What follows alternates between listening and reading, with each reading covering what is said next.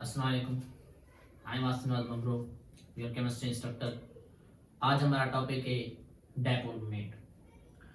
Dear students, हमने theories of covalent bond में हमने जो टॉपिक्स डिस्कस किए अभी तक वो वैलेंस बॉन्ड थ्योरी है, molecular orbital theory, molecular orbital diagram, bond order, VSEPR और उसके बाद हाइब्रिडाइजेशन। और आज जो हमारा उसको हम इससे पहले बॉन्ड एनर्जी डिस्कस की है, आज हम डिस्कस करने वाले हैं डायपोल मोमेंट। तो डायपोल मोमेंट की सबसे पहले डेफिनेशन है क्या? डायपोल मोमेंट को समझने के लिए सबसे पहले इसकी डेफिनेशन समझिए। The product of two charges and distance between two charges. दो चार्जेस और उनके बीच में डिस्टेंस। यहां पे देखिए, एक चार्ज ऐसा माने एक ये चार्ज है और एक ये चार्ज है। Two equal and opposite charges को हम डायपोल कहते हैं, ठीक है ना। एक ये चार्ज, एक ये चार्ज, इन दोनों के बीच में जो डिस्टेंस ये होगा, इसे हम डिनोट करेंगे डी के साथ। इन दो चार्जेस की आपस में मल्टीप्लिकेशन और साथ में वो किसके साथ मल्टीप्लाई करें? प्रोडक्ट हो डिस्टेंस के साथ, हम उसे कहते हैं डायपोल मोमेंट कहते हैं। मिसाल के तौर पे किस तरह, अब जो पोलर मॉलिक्यूल होती है बेटा, पोलर मॉलिक्यूल्स, उनमें होता क्या है पोलर मॉलिक्यूल्स में कि जो पोलर मॉलिक्यूल्स हमारे होते हैं, यहां पे मैं आपको समझाने के लिए ट्रिक इस्तेमाल कर रहा हूं। जो पोलर मॉलिक्यूल्स होते हैं बेटा, उन पोलर मॉलिक्यूल्स में क्या होता है कि दो एटम होते हैं। अब एक एटम वो होता है जो ज्यादा इलेक्ट्रोनेगेटिव होता है, जिस तरह HF हमारा एक पोलर मॉलिक्यूल है और यहाँ पे मौजूद है हाइड्रोजन और फ्लोरीन। अब फ्लोरीन हमारा ज्यादा इलेक्ट्रोनेगेटिव है, यहाँ पे चार्ज आती है माइनस पार्शियल नेगेटिव, और हाइड्रोजन हमारा लेस इलेक्ट्रोनेगेटिव है, यहाँ पे चार्ज आती है पार्शियल पॉजिटिव चार्ज आती है। अब इन दोनों चार्जेस की प्रोडक्ट और इनके बीच में जो डिस्टेंस है उसकी प्रोडक्ट, क्योंकि ये दोनों पोलर मॉलिक्यूल, अब यहाँ पे दो चार्जेस हैं, इन दो चार्जेस की आपस में प्रोडक्ट और साथ में इनके बीच में जो डिस्टेंस होगा उसकी प्रोडक्ट, उससे हम क्या कहते हैं? डायपोल मोमेंट कहते हैं। दोबारा समझे, एक और मिसाल आपको दे दूं। जिस तरह आप मिसाल ले लें भाई, NH3 का मिसाल ले लें। NH3 में आप क्या करेंगे कि ये हाइड्रोजन, यहाँ पे हाइड्रोजन होगा और यहाँ पे हाइड्रोजन होगा और यहाँ पे दो इलेक्ट्रॉन होंगे, लोन पेयर इलेक्ट्रॉन होंगे। अब देखिए, नाइट्रोजन और हाइड्रोजन में से ज्यादा electronegative nitrogen, partial negative partial positive, यहाँ पे भी पार्शियल पॉजिटिव, यहाँ पे भी पार्शियल पॉजिटिव। इन दोनों चार्जेस की प्रोडक्ट और इनके बीच में जो डिस्टेंस है उसकी भी प्रोडक्ट, उसे हम क्या कहते हैं? डायपोल मोमेंट कहते हैं। तो डायपोल मोमेंट की डेफिनेशन क्या है? डेफिनेशन ये, the product of two charges and distance between two charges, हम उन्हें क्या कहते हैं? डायपोल मोमेंट कहते हैं। ठीक है भाई, तो यहां पे आपकी डेफिनेशन क्लियर हो गई। तो डायपोल मोमेंट हम क्या कहते हैं? The product of two charges and distance between two charges. Okay, तो ये जो सबसे पहले जिस बंदे ने इंट्रोड्यूस किया था, सो दिस कॉन्सेप्ट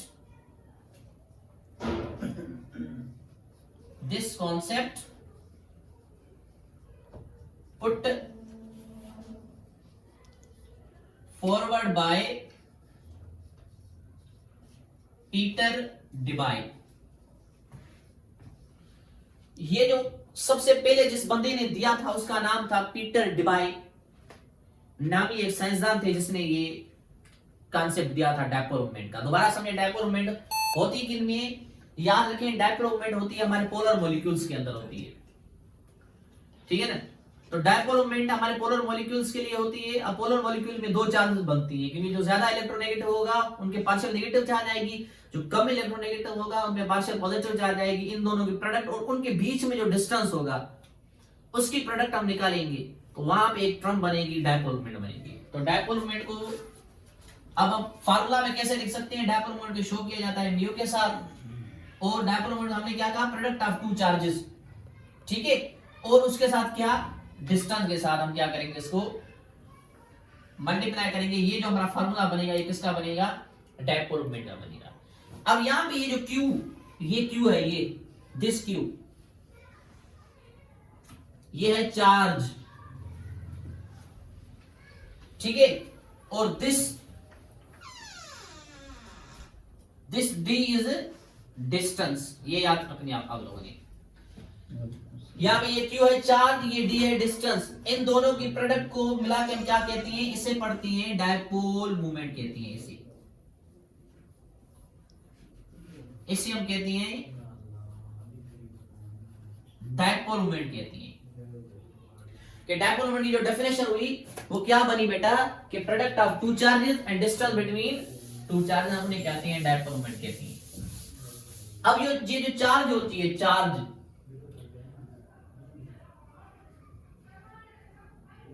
ये जो चार्ज होती है ये दो तीर्थ में डिनोट की जाती है। एक तो ये चार्ज हम कूलम में भी डिनोट कर सकते हैं, दूसरा ये चार्ज हम ईसीयू में भी डिनोट कर सकते हैं। उसके बाद ये जो डिस्टेंस होता है, ये डिस्टेंस भी हम दो तरह में मेजर कर सकते हैं। एक तो हम मीटर में मेजर कर सकते हैं और दूसरा हम सेंटीमीटर में भी ये डिस्टेंस को मेजर कर सकते हैं।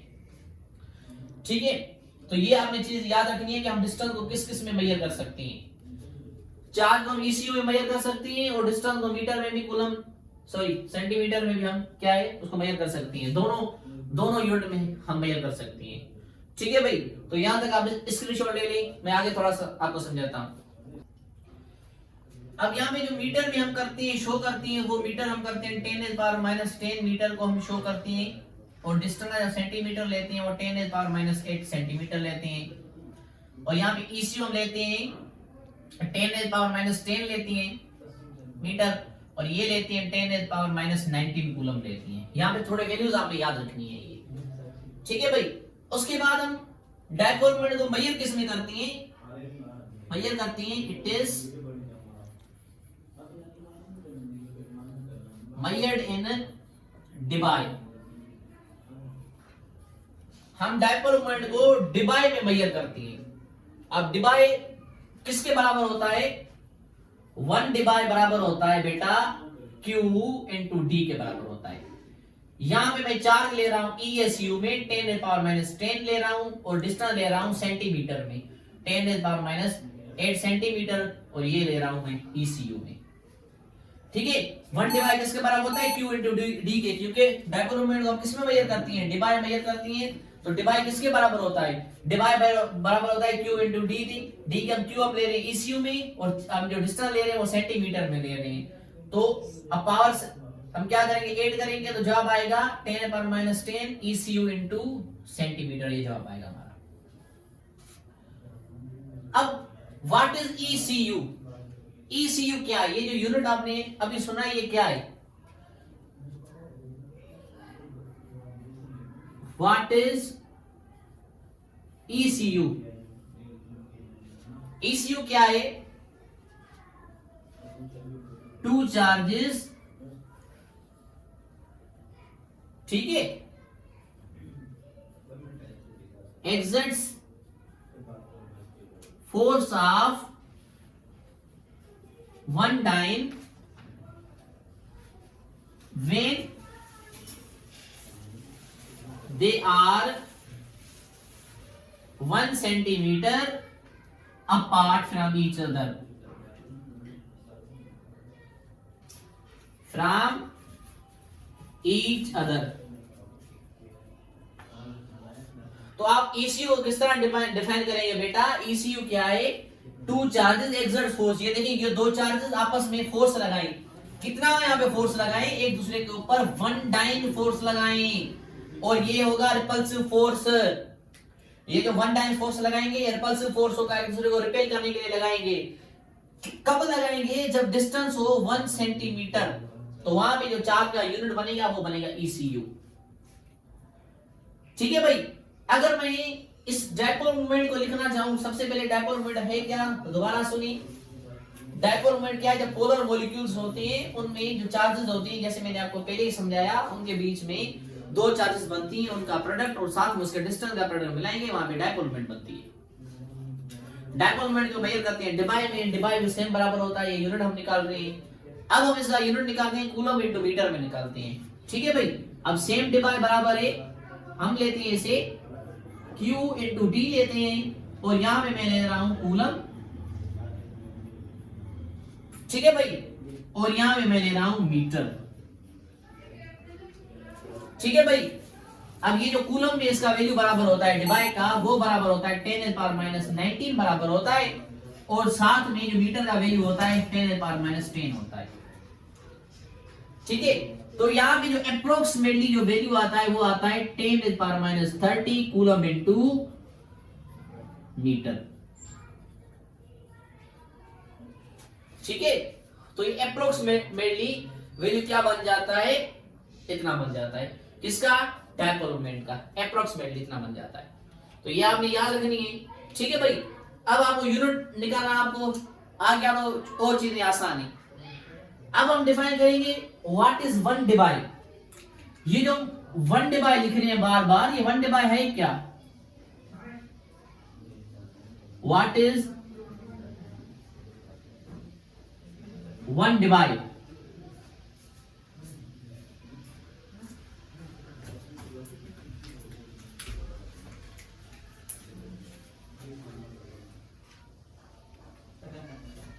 Two charges are separated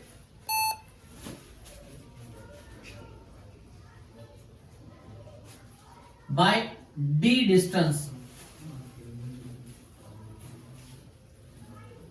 हम उसे कहते हैं वन डिवाई, कहते हैं कि दो चार्जेस आपस में सेपरेट हो लेकिन कुछ डिस्टेंस में। देखिए ये दो चार्जेस हैं और इनकी क्या हो, प्रोडक्ट हो, और ये सेपरेट हो कुछ डिस्टेंस के साथ, हम उसे कहते हैं डिवाई कहते हैं। ठीक है, ये यूनिट पढ़ा है, ये किस वजह से पढ़ा है कि डायपोल मोमेंट दी किसने दी थी, पीटर डिवाई नामी साइंसदान ने दी थी, इस वजह से इसका नाम क्या पढ़ा है, डिवाई यूनिट पढ़ा है उसका, डायपोल मोमेंट का। अब रोल क्या है इसका डायपोल मोमेंट का, तो यहां पे हम आपको बता रहा हूं रोल ऑफ डायपोल मोमेंट क्या है, हमें क्या डायपोल मोमेंट से फायदा हो रहा है। ठीक है भाई, तो जो डायपोल मोमेंट से हमें फायदा हो रहा है वो ये हो रहा है कि it measure net polarity in a molecule, कि हमें डायपोल मूवमेंट के जरिए किसी मॉलिक्यूल की पोलैरिटी का पता चल रहा है। ठीक है ना, तो जिसकी डायपोल मूवमेंट ज्यादा होगी वो ज्यादा ही पोलर होगा। मिसाल के तौर पे HF NH3 और वाटर,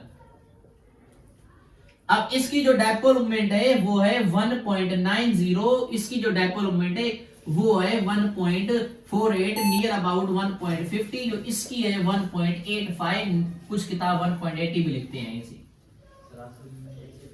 अब देखिए इनमें से सबसे ज्यादा किसकी है, 1.90, HF की ज्यादा है, इस वजह से HF इनसे ज्यादा पोलर है। तो जिनकी डायपोल मूवमेंट ज्यादा होती है वो मॉलिक्यूल दूसरों की बनिस्बत ज्यादा ही क्या होता है, पोलर होता है।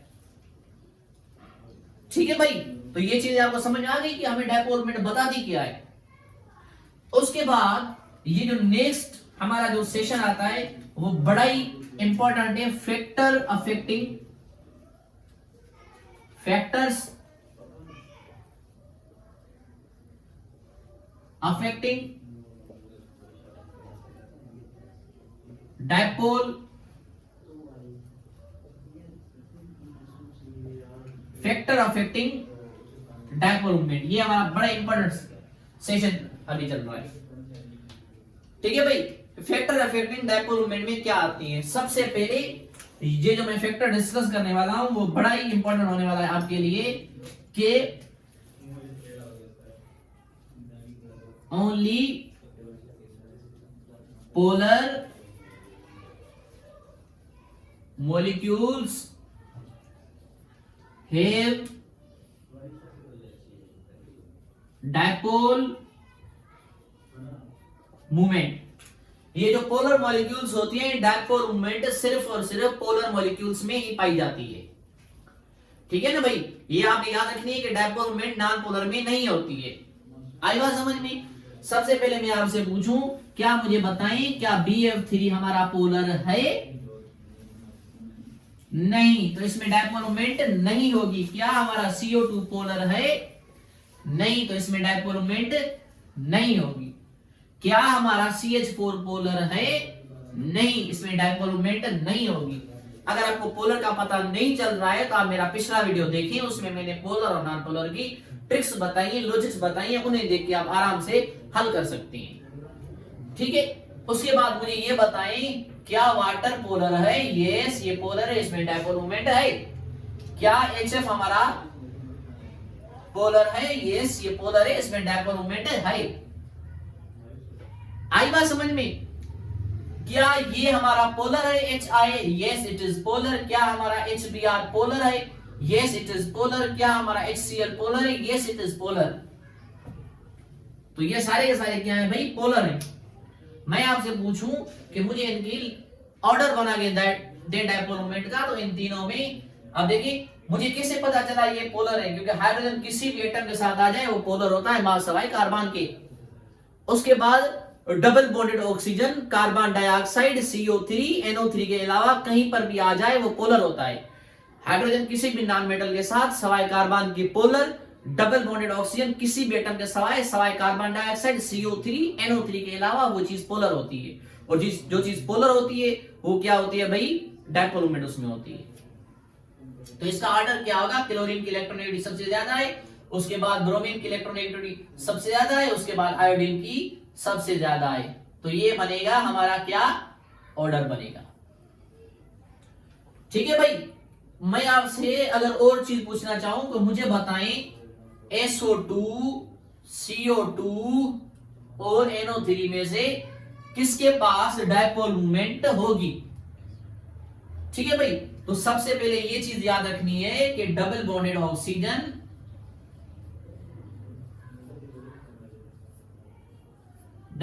Oxygen except CO3, CO2 and NO3 ये पोलर होता है। ठीक है भाई, तो इस निस्बत की वजह से ये जो हमारा SO2 हुआ, ये क्या हुआ? यहां पे SO2 हमारा क्या हुआ? पोलर हुआ। अगर SO2 हमारा पोलर हुआ तो इसका मतलब क्या है? इसमें डायपोल मोमेंट होगी। उसके बाद नेक्स्ट चीज ये होती है कि जितने भी आपके पास पिरामिडल और बेंट शेप मॉलिक्यूल होती हैं उनमें डायपोल मोमेंट होती है। Have dipole moment. अगर आपके पास पिरामिडल बेंट शेप आ जाए तो उनके पास डायपोल मोमेंट होती है। पिरामिडल का मिसाल है NH3, बेंट का मिसाल वाटर है, और SO2 भी बेंट है, इस वजह से इसके पास डायपोल मोमेंट है। आई बात समझ में? वाटर बेंट है, इस वजह से उसके पास डायपोल मोमेंट है। तो ये दो जब शेप आ जाए आप देखिए उसके पास डायपोल मोमेंट होती है। नेक्स्ट चीज मैं आपके साथ डिस्कस करने वाला हूं वो बड़ी इंपॉर्टेंट है कि symmetrical molecules have no dipole movement. जो भी सिमेट्रिकल मॉलिक्यूल्स होते हैं उनमें डायपोल मूवमेंट नहीं पाई जाती है। मिसाल के तौर पे मैं आपसे मिसाल दूं, CH4 का मिसाल आप ले ली। ठीक है भाई, इनमें क्या है? सिमेट्री बन रही है, सिमेट्री। तो सिमेट्री इसमें बनेगी, उसमें डायपोल मूवमेंट नहीं होगी। एक तो सिमेट्री बन रही है, दूसरा इनमें चार्ज एक दूसरे को कैंसिल कर रही है। ये देखिए ऊपर वाली चार्ज नेगेटिव वाली को बैलेंस कर रही है, इसकी चार्ज यहाँ पे बैलेंस हो रहा है, तो टोटल डायपोल मोमेंट 0 बन रहा है। तो पोलर में, नॉन पोलर में डायपोल मोमेंट कितनी होती है? 0 होती है। आई बात समझ में? तो जितने भी होती है नॉन पोलर उनमें डायपोल मोमेंट क्या होती है? 0 होती है। और पोलर में डायपोल मोमेंट होती है, नॉन पोलर में 0 होती है डायपोल मोमेंट। आई बात समझ में?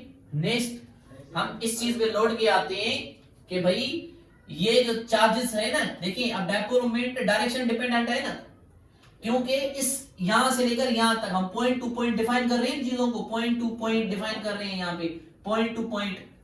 तो हम डायरेक्शन डिपेंडेंट है ना डायपोल मोमेंट, इस वजह से it is an vector quantity. It is a vector quantity, क्योंकि ये डायरेक्शन डिपेंडेंट है। दो पॉइंट्स को हम आपस में ऐड कर रहे हैं, तो ये था हमारा आज का अनुमान ऑन डायपोल मोमेंट। ठीक है भाई। उसके बाद ये जो हमारा नेक्स्ट सेगमेंट आएगा भाई, वो आएगा हमारा किस पे, वो आएगा how to find ionic character on the basis of dipole moment. हम डायपोल मोमेंट के बेसिस पे आयोनिक कैरेक्टर मॉलिक्यूल का बताएंगे। ठीक है भाई। तो सबसे पहले अगर ये चीजें आपको समझ में आई हैं तो वेल एंड गुड, आप स्क्रीनशॉट ले लें, दो 1 मिनट मैं समझाता हूं। और अभी हम डिस्कस जो करने वाले हैं, ये हम मॉलिक्यूल मैंने लिखी है, इनमें हमें ये बतानी है कि इनमें डायपोल मोमेंट होगी कि नहीं होगी, हमें ये बतानी है भाई कि इनमें में किसी के पास डायपोल मोमेंट है, किसी के पास नहीं है। तो आप रुकिए, मैं आपको बताता हूं। सबसे पहले पोलर के पास डायपोल मोमेंट होती है। हाइड्रोजन किसी भी एटम के साथ तो पोलर होता है, सो इट इज पोलर। और अगर ये पोलर है तो यस डायपोल मोमेंट होगी इसमें। इसमें तो हाइड्रोजन ही नहीं है, ना डबल बॉन्डेड ऑक्सीजन ना हाइड्रोजन, तो हमें पोलर का पता चलेगा ही नहीं। इस वजह से इट इज नॉन पोलर, और नॉन पोलर में डायपोल मोमेंट 0 के बराबर होती है। ठीक है भाई। हाइड्रोजन किसी भी एटम के साथ सवाए कार्बन के polar, yes it is polar, and dipole moment is not equals to 0, क्योंकि इसमें डायपोल मोमेंट होगी। उसके बाद double bonded oxygen, CO3 CO2 NO3 के अलावा पोलर होता है। इसका मतलब NO3 हमारा पोलर नहीं होगा, so dipole moment is equals to 0। उसके बाद PO4, अब देखिए CO3 CO2 NO3 के अलावा डबल बॉन्ड ऑक्सीजन हमारा नॉन पोलर होता है, बाकी पोलर होता है। Yes it is polar and dipole moment is not equals to 0। उसके बाद HF, ये हमारा पोलर है, yes dipole moment is not equals to 0। Hydrogen carbon के साथ non polar, so it is no dipole moment is equals to 0। BF3, no hydrogen, no double bonded oxygen, so it is non-polar and dipole moment is equals to 0. SO2, NO3, CO2, CO3 के अलावा polar होता है double bonded oxygen, so it is polar and dipole moment is not equals to 0. आई बात समझ में। और ये चीज आपको याद दिलाता चलूं कि सबसे ज्यादा जो डायपोल मोमेंट होती है वो HF की होती है। जितने भी मॉलिक्यूल्स हैं, सबसे ज्यादा जो डायपोल मोमेंट अभी तक नोट की गई है वो 1.90 डिवाई सबसे हाईएस्ट, सबसे मैक्सिमम है HF की। ये सवाल भी आता है कि which of the following show maximum dipole moment, तो आपने बेझिझक होकर टिक करना है कौन सा, HF टिक करना है। आई बात समझ में। और एक चीज याद रखनी है, 2 अंतर होती है। जिस तरह मैग्नेट ओरिएंट करता है, मैग्नेटिक फील्ड में ओरिएंट करता है, तो जिनके पास डायपोल मोमेंट होती है वो इलेक्ट्रिक फील्ड में ओरिएंट करती है, ओरिएंटेड करती है। ठीक है ना, तो उनकी ओरिएंटेशन इलेक्ट्रिक फील्ड में पाई जाती है। जिस तरह मैग्नेट की ओरिएंटेशन मैग्नेटिक फील्ड में पाई जाती है, तो जिनके पास डायपोल मोमेंट होती है उनकी ओरिएंटेशन किस में पाई जाती है, इलेक्ट्रिक फील्ड में पाई जाती है। अगर सवाल आ जाए which of the following oriented in electric field, तो सबसे पहले आप पोलर ढूंढेंगे, क्योंकि पोलर में डायपोल मोमेंट होती है और जिनमें डायपोल मोमेंट होती है वो इलेक्ट्रिक फील्ड में ओरिएंटेशन दिखाती है। सवाल आ जाए which of the following is dipole moment, तो पोलर को ढूंढेंगे, पोलर में डायपोल मोमेंट होती है। सवाल आ जाए which of the following is maximum dipole moment, तो आप HF को ढूंढेंगे, सवाल आपका क्लियर हो जाएगा। सवाल आ जाए कि एक डिवाई किसके बराबर होता है, तो ये दोनों वैल्यूज आपके पास लिखी हैं, आप इजी बता सकती हैं। सवाल आपसे पूछे कि व्हाट इज ESU, आप ESU भी आसानी से बता सकती हैं। आई बात समझ में। तो मैं आपका इंस्ट्रक्टर आसिफ नवाज, मुझे दें इजाजत। अब मैं मिलूंगा किसी नए वीडियो में, तब तक मुझे दें इजाजत। Thank you very much.